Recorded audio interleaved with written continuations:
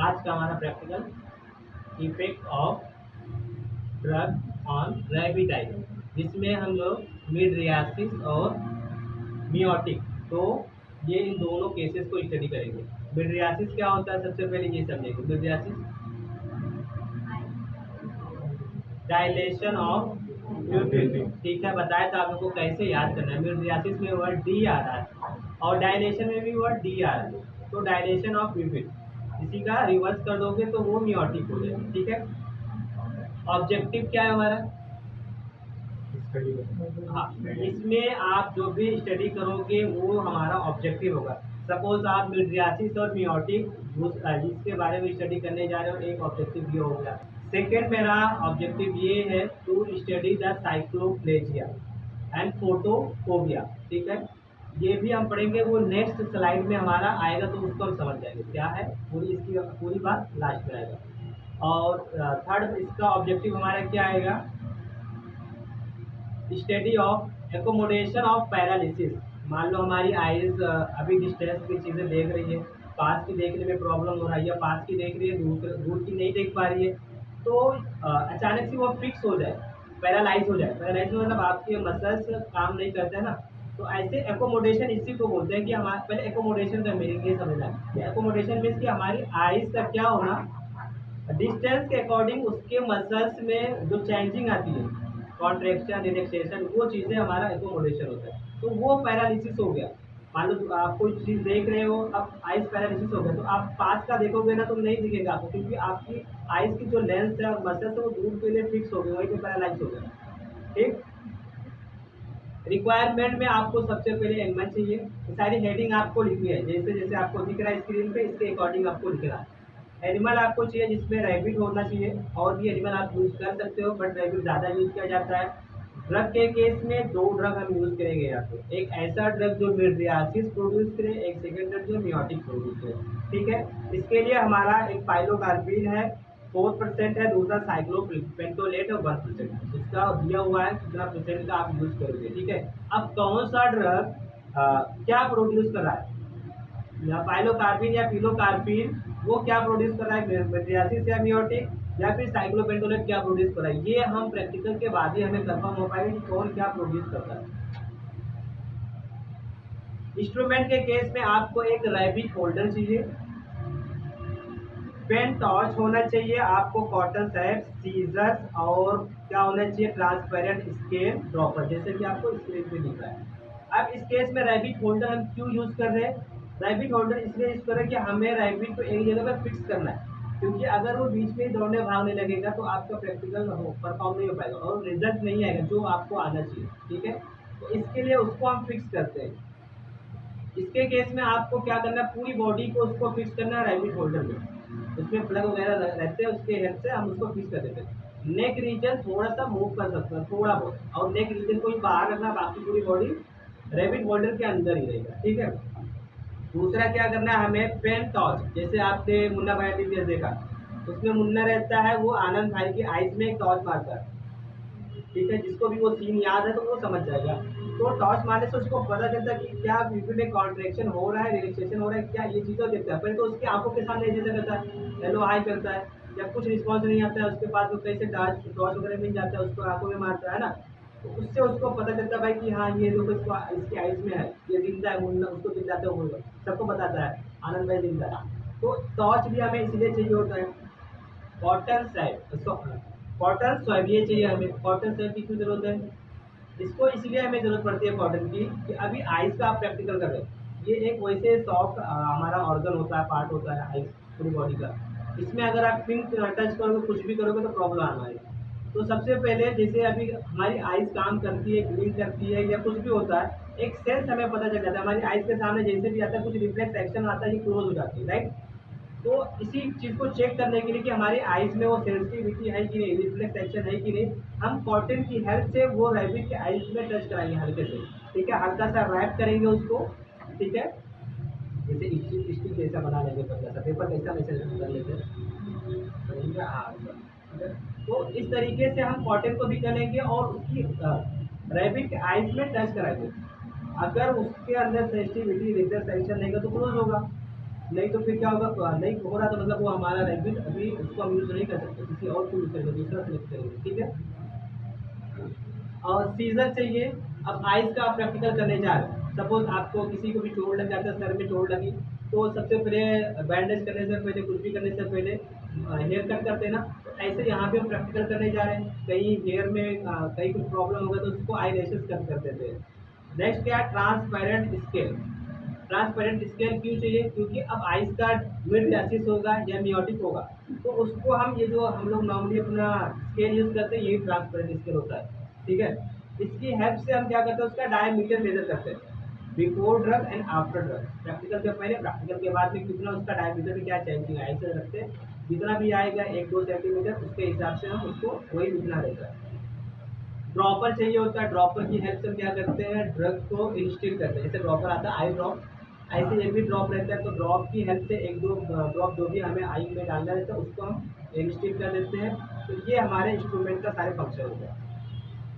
अब थ्योरी क्या है इसमें, थ्योरी में आई वाले चैप्टर में भी आप लोगों ने पढ़ के आए हुए, एसएपी में भी यहाँ पर भी आपका मिलेगा। सबसे पहले बेसिक सी पॉइंट सब इसमें बताया गया है, आपको सब कुछ दिख रहा है। सर्कुलर मसल, इसमें क्या होती है, सर्कुलर मसल्स होती है, रेडियल मसल्स होती है, ये चीज़ आपको पता है। कॉर्निया, प्यूपिल, आइरिस, ये सारी चीज़ें होती है। तो हमारे आइस का जो कलर होता है वो किस पे डिपेंड करता है, आइरिस पे डिपेंड करता है। आइरिस समझ लो कि कोई सामने कोई एक कांच का पर्दा है, कुछ भी कांच का दरवाजा है, डोर है ना, उसके पीछे आइरिस लगा दो, मतलब उसके पीछे पर्दा लगा दो। जो कॉर्निया है वो हमारी ट्रांसपेरेंट है, बिल्कुल ट्रांसपेरेंट है, कॉर्निया हमारी ट्रांसपेरेंट है, तो उसके जस्ट पीछे होता है आइरिस, फिंगर लाइक प्रोजेक्शन होता है, फिंगर जैसा रहता है दोनों साइड से, तो वो रहता है। तो आइरिस का जो भी कलर आएगा वो हमारे आइस का कलर होगा, किसी का ब्राउन, किसी का डार्क, कैसा लाइट है ना, वो आइरिस के ऊपर डिपेंड करता है।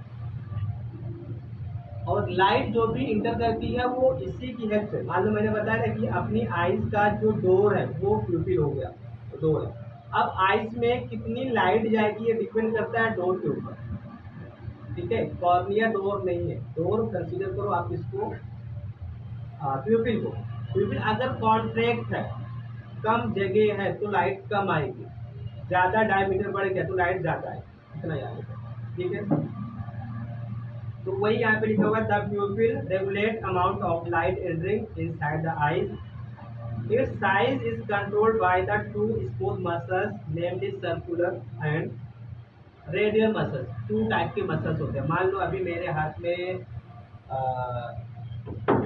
इसका नाम क्या है, मोटार है। तो मोटार को, इसको आप 2 तरीके के फाइबर से, इसको 2 तरीके के फाइबर लगाते हैं, एक इस तरीके से लगाओ, जैसा कि फिंगर, जो फिंगर का है इधर सीधा है ना, दूसरा क्या करो, ऐसा लगाओ, ये तरीके से है ना, मतलब एक सर्कल बनाओ, दूसरा कैसा रेडियस, तो मैंने ये बताया था कि वो ऐसा है।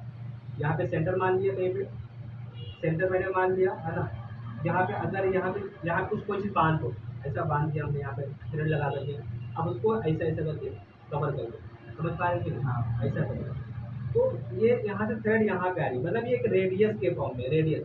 तो 2 तरीके की मसल्स होती है, जब भी रेडियल मसल्स कॉन्ट्रैक्ट होगा तो डायामीटर इसका इंक्रीज करेगा, याद रखना। रेडियल मसल्स बाहर की तरफ काम करती है, अगर यहाँ पे रेडियस ऐसे, इसका रेडियस है तो ये बाहर, अगर इसको हम इसके ऊपर प्रेशर डाल रहे हैं, ये कॉन्ट्रैक्ट हो रहा है, तो क्या हो रहा है, इसका डायमीटर ओपन हो रहा है। सेम इसके जस्ट अपोजिट, अगर सर्कुलर मसल्स कॉन्ट्रैक्ट हो रही है, सर्कुलर मसल तो वो सेंटर में काम करेगी, इसका डायमीटर और कम होता है, ठीक है। ये दोनों मसल्स का काम है। दोनों मसल्स जो हमारे रेडियल मसल्स है और सर्कुलर मसल्स है, इन दोनों को कंट्रोल करने के लिए 2 सिस्टम है, सिंपैथेटिक नर्वस सिस्टम और पैरासिम्पैथेटिक नर्वस सिस्टम। उन दोनों सिस्टम मिलकर के इसको कंट्रोल करती है। नेक्स्ट स्लाइड में आपको क्या दिख रहा है, the parasympathetic and sympathetic nerve regulate the pupil size और diameter. Circular muscles is innervated by the parasympathetic nervous system. जो यहाँ पे पैरासिम्पैथेटिक सर्कुलर मसल बताया था, जो सर्कल में है, ठीक है, उसको पैरासिम्पैथेटिक नर्वस सिस्टम, आपने एचएपी में भी पढ़ के आए, ठीक है। तो वो चीज़ें आपको यहाँ पे लिखनी है। Circular muscles is innervated by the parasympathetic nerve. Radial muscles, तो इसका जस्ट अपोजिट लिख दो, सिंपैथेटिक नर्वस सिस्टम होगा। In bright light, circular muscles of iris contract due to the stimulation of parasympathetic. देखो लाइट ज़्यादा हो गई, लाइट ज़्यादा हो गई, और मैंने बताया है कि सर्कुलर मसल सेंटर में काम करता है, सेंटर की हो, टूवर्ड सेंटर। मतलब लाइट हमें कम चाहिए ना, अभी बहुत ज़्यादा लाइट यहाँ पे बढ़ा दो तो हमारी आइज क्या हो जाएगी, है ना। दैट मीन्स वो कॉन्ट्रैक्ट हो रही, लाइट हमें कम चाहिए, तो वहाँ पे कौन सा मसल काम कर रहा है, सर्कुलर मसल, है ना, क्योंकि लाइट कम चाहिए होता है, तो कॉन्ट्रैक्ट करना है उसको।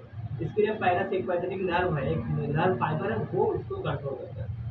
इसके जस्ट अपोजिट, अगर लाइट कम है, आप अंधेरे रूम में चले जाओ, डार्क रूम में, वहाँ पे आपको लाइट की ज़रूरत है, लाइट की ज़रूरत है, तो हमारी आइज क्या होंगी, इसका डायमीटर, प्यूपिल का डायमीटर बढ़ेगा, वहाँ पे सिंपैथेटिक नर्वस सिस्टम का, ठीक है। वही डायग्राम में दिखाया गया है। नेक्स्ट जो हमारा डायग्राम दिख रहा है, ये वही चीज़ यहाँ पे इसको शो कर रहा है।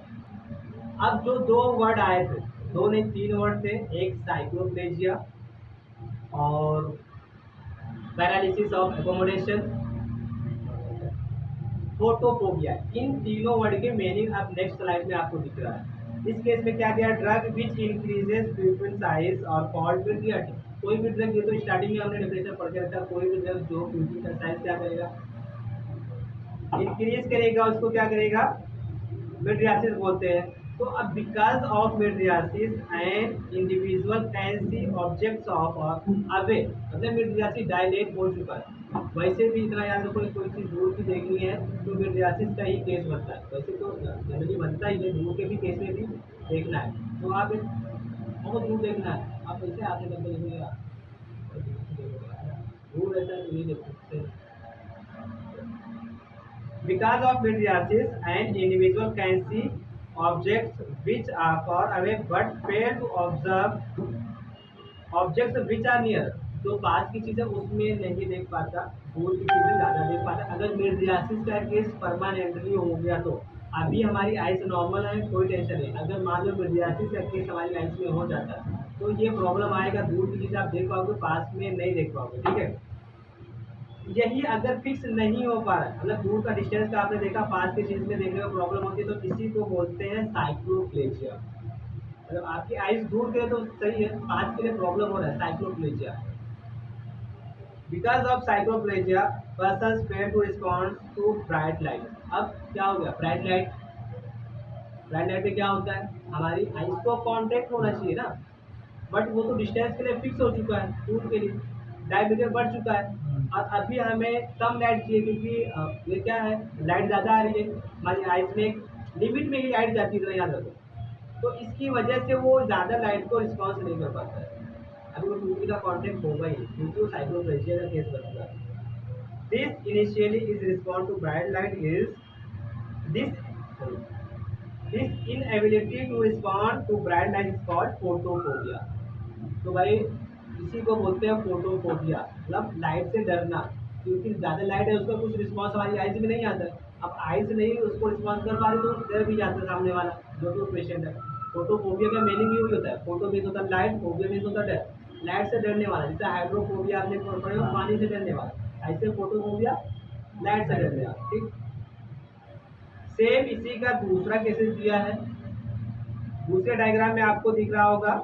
Drug which decreases pupil are called miotic. जो भी ड्रग जो इसको क्या करेंगे, डिक्रीज करेंगे पीपल साइज को, उसको ये बोलते हैं मियोटिक बोलते हैं। Because of miosis individual can see the object is near. इसके जस्ट अपोजिट आपको दिख रहा है, इससे पहले था उसके opposite, but fail to observe the object of wire far away. जो दूर वाला है उसको आप नहीं कर पाओगे, ठीक है, देखने में प्रॉब्लम होती है। इसी को क्या बोलते हैं, पैरालिसिस ऑफ एकोमोडेशन। दोनों याद रखना, पैरालिसिस ऑफ एकोमोडेशन। पहले इसका मीनिंग बता दिया। एकोमोडेशन मीन्स होता है कि दूर की चीज़ आप देख रहे हो और आपको पास में देखना है, तो मिली सेकेंड के अंदर सब कुछ क्या हो जाए, फिक्स हो जाए, मतलब आपको पास का भी दिख जाए। अब हम बात करेंगे प्रोसीजर की। सबसे पहले आपको एक हेल्दी रैबिट लेना, किसी पेशेंट वाले रैबिट को लेके नहीं आना, एक हेल्दी रैबिट होना चाहिए। वो रैबिट आप लोगे तो रैबिट को क्या करोगे, उसको रैबिट होल्डर में आप फिक्स करो। रैबिट लिया, रैबिट को रैबिट होल्डर में फिक्स किया और उसके नेक रीजन को ऊपर रखना, बाकी सब चीज उसके अंदर। फिर जब उसको हमने रैबिट होल्डर में फिक्स कर दिया, देन क्या करेंगे, नेक्स्ट उसके आई लेसेस को कट करना है, क्योंकि आइस पे हमें प्रैक्टिकल करना है। आई लेसेस को कट करेंगे, अब आईलेशेस को कट करने के बाद में वही कॉटन का स्वैब लेंगे, उसको हम क्या करते हैं आइस के पास में लेके जाते हैं और देखते हैं उसका रिफ्लेक्सेशन हो रहा है कि नहीं। ऐसा नहीं कि भाई यहाँ उसकी आइस ही नहीं काम कर रही है, आपने ऐसे किसी रेबिट को ले जाए, कुछ रिफ्लेक्स आना चाहिए ना। तो वो रिफ्लेक्स आता है आईलेशेस का, आईलिड का, ठीक है। देन क्या करते हैं, उस पर हम टॉर्च अप्लाई करते हैं उसकी आइस को, ठीक है। टॉर्च अप्लाई करने के बाद में उसका कुछ डायमीटर क्या होगा, ऐसे बढ़ेगा, कम होगा क्योंकि लाइट ज़्यादा हो गई है, ठीक है। अब जो भी बढ़ेगा घटेगा क्या होगा, डायमीटर तो साफ जाहिर है कि कम होने वाला। तो अब उसको हम मेजर करेंगे, जो भी हमारे पास में ट्रांसपेरेंट स्केल होता है जो हम लोग यूज़ करते हैं वही ट्रांसपेरेंट, उसके हेल्प से हम क्या करते हैं उसको मेजर करते हैं, जो भी है उसको हमने लिख दिया कहीं पे।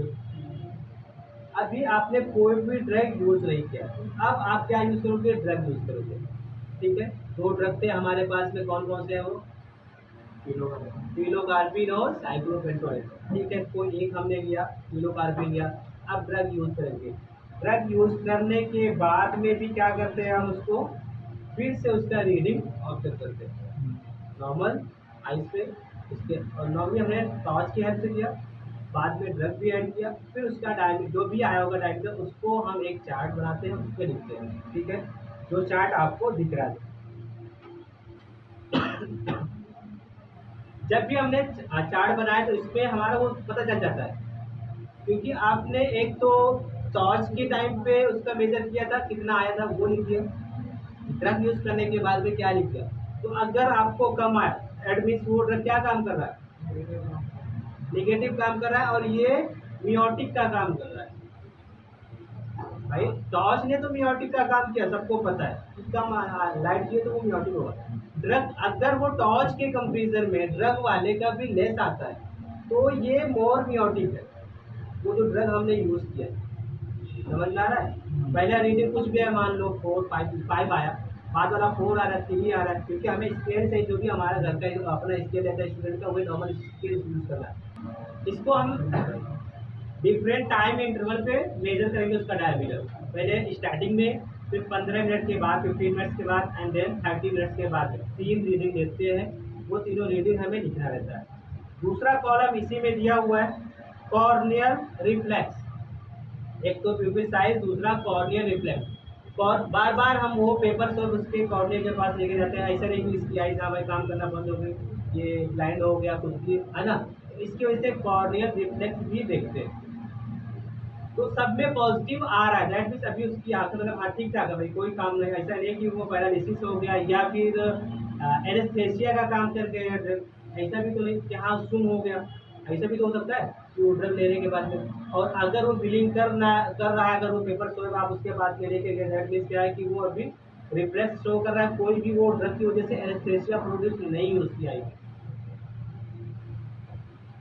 और लाइट का भी देखेंगे, लाइट का क्या असर आता है, तो लाइट की वजह से बार बार लाइट भी उसके आँख में हम लगाते रहेंगे, हर चीज़ देखेंगे, वो पेपर सोए लाइट, तो उसकी वजह से अगर कुछ प्रॉब्लम होता है ना वो भी हम लिखते रहेंगे। क्या लिखना है हमें, पॉजिटिव, पॉजिटिव या निगेटिव, ये दो हमें रिस्पॉन्स लिखना रहेगा और अलग से कुछ नहीं मिलेगा, ठीक है। अब इससे अगर हमें रिपोर्ट पता करना हो पिलोकार्पिन, जो भी हमने ड्रग यूज किया pilocarpine, it means the drug pilocarpine is meiotic and does not affect other eyes reflexes. इसमें देखो दोनों आइज के ऊपर हम टेस्ट करते हैं, किसी एक आइज को आपने चूज किया हुआ है ना, तो दूसरी आइज क्या मेरी काम कर रही कि नहीं, उसके आइज के ऊपर लाइट लगाओ, ये सब कुछ करो। ऐसा नहीं कि इसके ड्रग हमने इसमें ऐड किया था तो ये ड्रग का इस पे इफेक्ट आ गया, इससे ये पता चलता है कि ये कोई अलग से कोई इफेक्ट नहीं छोड़ रहा है, ये लोकल इफेक्ट है। लोकल एनेस्थेटिक हम नहीं कह सकते but local effect, local effect मतलब जहाँ हमने यूज किया ये वहीं पे काम करेगा, समझ में आया। फिर एक ड्रग अभी हमने प्रैक्टिकल किया, दूसरा ड्रग के लिए दूसरा ड्रग हम लेंगे, फिर एक हेल्दी रैबिट लेंगे, उसमें भी हम सेम क्या करेंगे ड्रॉपर की हेल्प से उसमें भी 2-3 ड्रॉप हम ड्रग ऐड कर देंगे। नेक्स्ट क्या करते हैं,